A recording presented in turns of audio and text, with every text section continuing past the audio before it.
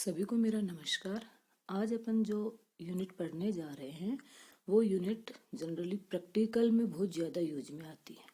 Lab में जब भी अपन प्रैक्टिकल करते हैं तो उस दौरान टाइट्रेशन अपन 11 से स्टार्ट करते हैं। तो टाइट्रेशन क्या है, कैसे होती है, किस किस प्रकार की होती है, उससे संबंधित ये चैप्टर है। तो सबसे पहला है कि जो क्वांटिटेटिव एनालिसिस है, पदार्थ का जो परिमाणात्मक आकलन है वो दो प्रकार से किया जाता है। अपने को टाइट्रेशन करनी है, एक ज्ञात पदार्थ है उसके द्वारा किसी अज्ञात पदार्थ की सांद्रता को ज्ञात करना है और उसकी मात्रा को ज्ञात करना। सांद्रता को फिर अपन ग्राम प्रति लीटर में चेंज करके उसकी भार या मात्रा को ज्ञात करते हैं। तो जो ये मात्रा है उसको ज्ञात करने के लिए दो प्रकार की टाइट्रेशन की जाती है।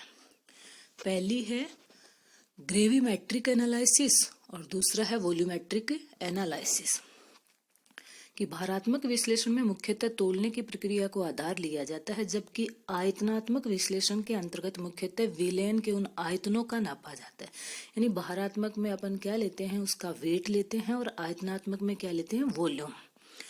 आयतनात्मक विश्लेषण में किसी पदार्थ के अज्ञात विलयन के निश्चित आयतन में प्रामाणिक विलयन धीरे धीरे मिलाकर अभिक्रिया पूर्ण होने देते हैं और प्रयुक्त आयतन ज्ञात कर लेते हैं। अभिक्रिया का अंतिम बिंदु किसी उपयुक्त इंडिकेटर द्वारा ज्ञात कर लिया जाता है। फिर गणना द्वारा ज्ञात विलयन में उपस्थित पदार्थ की मात्रा का आकलन कर लेते हैं। यानी ये क्या हुआ, टाइट्रेशन क्या है कि वह सारे के सारे प्रक्रम जिसमें अज्ञात सांद्रता के विलयन की ज्ञात सांद्रता के प्रामाणिक विलयन के साथ अभिक्रिया कराकर क्रिया में प्रयुक्त आयतनों द्वारा गणना के माध्यम से सांद्रता ज्ञात की जाती है। टाइट्रेशन यानी जनरली टाइट्रेशन क्या है, किसी अज्ञात विलयन की सांद्रता को किसी ज्ञात विलयन के द्वारा ज्ञात करना। यानी आपको जो अज्ञात विलयन है, जिस विलयन की सांद्रता ज्ञात है, उस विलयन की सहायता से दिए गए अज्ञात विलयन की सांद्रता या आयतन को ज्ञात करना ही क्या कहलाता है, टाइट्रेशन या अनुमापन कहलाता है।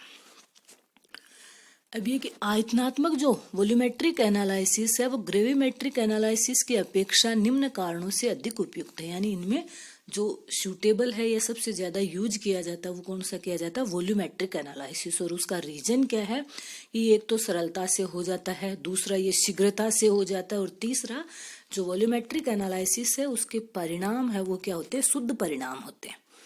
आयतनात्मक जो विश्लेषणों में प्राप्त परिणाम भारात्मक विश्लेषण यानी वॉल्यूमेट्रिक एनालिसिस के जो रिजल्ट है वो ग्रेविमेट्रिक एनालिसिस की तुलना में अधिक विश्वसनीय होते हैं। भारात्मक विधियों में अवक्षेपण, छानना, शुष्कीकरण एवं गर्म करना जैसे पद प्रयुक्त होते हैं, जिनके कारण त्रुटियां होने की संभावनाएं अधिक होती है। यानी जो ग्रेविमेट्रिक एनालिसिस है उसके अंदर कई ऐसे स्टेप आते हैं जिनमें गलतियां होने की संभावना होती है, इसलिए वॉल्यूमेट्रिक एनालिसिस को क्या दी जाती है, प्रायोरिटी दी जाती है। चौथा है उपयोगिता। भारात्मक विधियों की अपेक्षा आयतनात्मक जो विधियों है उनका उपयोग अनेक प्रकार के कार्यों में किया जा सकता है, यानी इनकी उपयोगिता है वो ज्यादा है।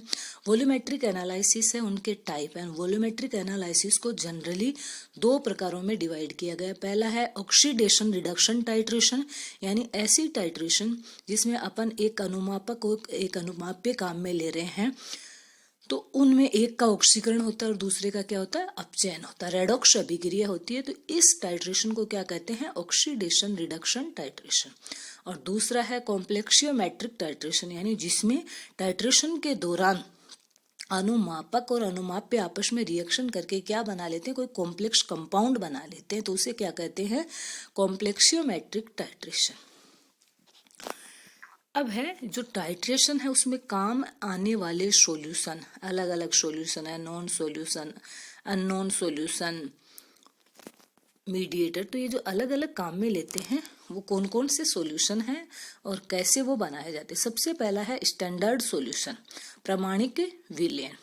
वह विलयन जिसकी सांद्रता अपने को क्या होती है, ज्ञात होती है, क्या कहलाता है, प्रामाणिक विलयन, मानक विलयन, ज्ञात विलयन। यानी स्टैंडर्ड सॉल्यूशन और नॉन सॉल्यूशन वह सॉल्यूशन है जिसकी सांद्रता अपने को क्या है, ज्ञात है।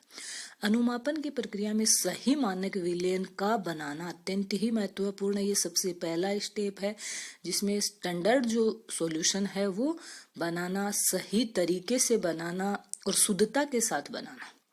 इससे बनाने के लिए शुद्ध पदार्थ की आवश्यक मात्रा को सही तौल करके विलायक विलायक के रूप में अपन क्या काम में लेंगे, जल। प्राय जल ही लिया जाता है कि किसी निश्चित मात्रा को सीधे पानी में घोल करके प्रमाणिक विलयन प्राप्त किया जा सकता है। और जिन पदार्थ को सीधे पानी में घोल करके उनका स्टैंडर्ड अगर विलयन बनाया जा सकता है वो क्या कहलाते हैं, प्राइमरी स्टैंडर्ड कहलाते हैं। प्राइमरी स्टैंडर्ड मुख्य मानक पदार्थ कहलाते हैं। और मुख्य मानक पदार्थ कौन कौन से होते हैं जनरली, सोडियम कार्बोनेट Na2CO3,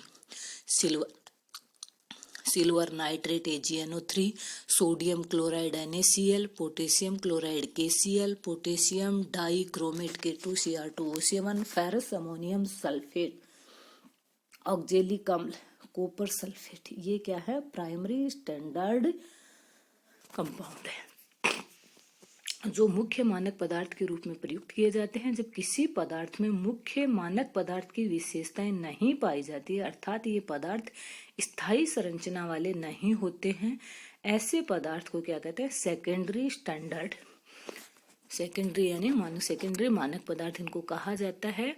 और इस प्रकार के पदार्थों का स्टैंडर्ड सॉल्यूशन बनाने के लिए इन्हें तौलकर सीधे जल में घोल करके नहीं बनाया जा सकता है। जैसे potassium permanganate KMnO4, sodium hydroxide, potassium hydroxide.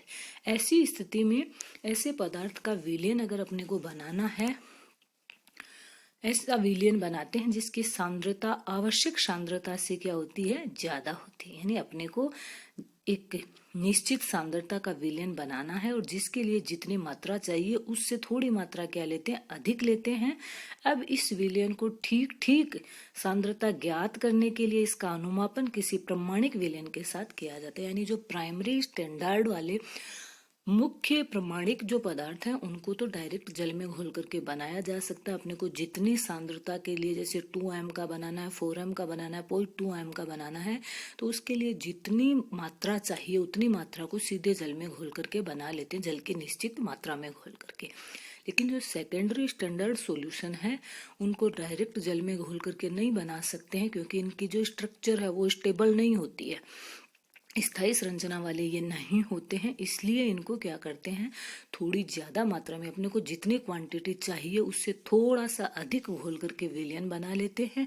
फिर इस विलयन को जो प्राइमरी स्टैंडर्ड सॉल्यूशन है उसके साथ अनुमापित करके, टाइट्रेट करके फिर क्या करते हैं, इसकी ज्ञात सांद्रता, इसको स्टैंडर्ड सॉल्यूशन में बदलते हैं। दूसरा है अननोन सॉल्यूशन, वह विलयन जिसकी सांद्रता ज्ञात नहीं हो, जिसको अपने को क्या करना है, ज्ञात करना है, वो क्या कहलाता है, अननोन सॉल्यूशन। तीसरा है इंटरमीडिएट सॉल्यूशन। तो कौन कौन से सॉल्यूशन काम में आ रहे हैं, स्टैंडर्ड सॉल्यूशन, मानक सॉल्यूशन यानी प्राइमरी सॉल्यूशन। स्टैंडर्ड में भी दूसरा जो एक प्राइमरी होता है स्टैंडर्ड और सेकेंडरी स्टैंडर्ड। फिर है अननोन सॉल्यूशन। तीसरा है इंटरमीडिएट सॉल्यूशन, यानी एक जो जिसकी सांद्रता ज्ञात है वो मानक हो गया, ज्ञात सॉल्यूशन हो गया। दूसरा जिसकी सांद्रता ज्ञात करनी है, अपने को ज्ञात नहीं है, वो हो गया अननोन सॉल्यूशन।